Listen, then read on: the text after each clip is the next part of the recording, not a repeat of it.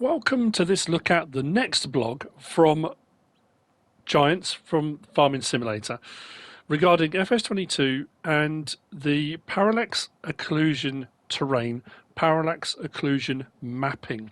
This blog was released today, 1st of July, and it's actually quite interesting looking at what we've got. We've got some pictures to look at. As we have done with all the blogs, it's still images, but if you go onto the website and go onto the blog, as we get further down, and I'll tell you when we get to it, there are some GIF images which I can't put onto the PlayStation, but some GIF images that scroll through showing you a little bit of the parallax occlusion mapping. And it's one of those things that when they announced it, it was a bit kind of, what is it? How does it work?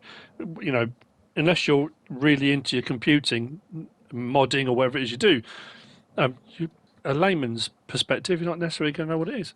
So, the blog says, in Farming Simulator 22, surfaces will appear more realistic and natural thanks to parallax occlusion mapping they implemented to the Giants Engine 9. Parallax occlusion will make the terrain and other surfaces in the game look more detailed and dynamic if the feature is turned on in the settings. We're going to take a look at what's actually happening. Now that's interesting straight off the bat because it does mean we can turn it on or off if you don't want it. It does talk later on, we'll get to that as well, about the fact I think it's possibly going to be like a sliding scale of depending, probably more for PC maybe than console, but depending on your computing power you'll be able to adjust the level of occlusion mapping to suit what you've got, which I think is going to be quite important. So it does say they're going to try to explain it as simply as possible. Like I said, layman's terms, parallax occlusion mapping is a technique that basically boosts the detail of a textured surface to give it depth. Like the tyre tracks on your field trenching in the ground, they're deeper now, and here's why. In the first step, parallax occlusion mapping reduces a geometric complexity of a 3D model. Like the gravel on a road or bricks on a wall, for example. The reduced surface details are transformed into a flat texture. So the image we're looking at now is flat. You know, as you can see, it's an odd looking thing. Looks a bit like sort of winter camouflage. So when the model is rendered in game, the surface details are put in what's called a height map. So that's what that is. That's the height map. So the height map basically adds a depth to an otherwise flat surface. That's a flat image. Now imagine the height map as a geographical map with hills and valleys.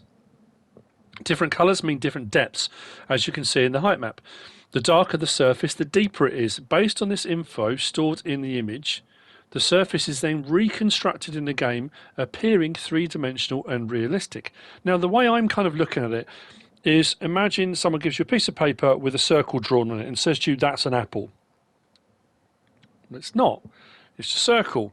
But the more shading you add to that circle, the more detail you start to add to it, and the better you are at doing it, the more shading and shadow you add to it, you can make that look on a flat piece of paper more three-dimensional, almost to a degree, if you're very good at it, to be able to pick that apple up off the page. And it doesn't have to be an apple, it can be anything. But that's the concept behind it. So that's what the height mapping is. And then it goes on to say, but why parallax occlusion though? There are a couple of reasons to use parallax occlusion mapping in video games like Farming Simulator 22 to achieve this effect. First of all, the result looks very realistic and adds a depth to the surface in the game.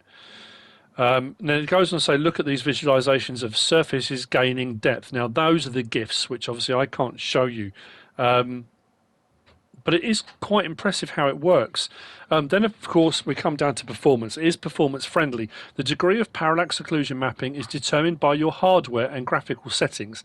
This way, we can improve Farming Simulator further while still keeping it hardware friendly for every gamer out there. So it will, from what I'm gathering there, maybe it will adjust automatically depending on what your graphic settings are. Now, it does say you can turn it on or off, but it will adjust, I would imagine this, if your PS4 running on whatever settings the PS4 run at, it will do the occlusion mapping based upon what it can with that.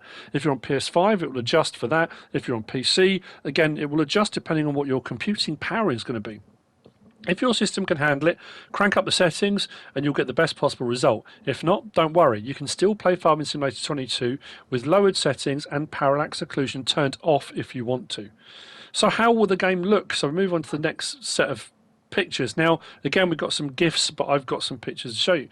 Roads, fields, walls and buildings will have an improved surface when walking around. Now it says Elm Creek, Erlengrat, and the third map, which they'll show us soon. It says they're still working on parallax occlusion mapping, but with those first comparisons you should get a good sense of what to expect. Please take in mind that the effect may not be properly reflected in still images compared to live gameplay when Farming Simulator 22 with finalised parallax occlusion mapping is released and running on your system.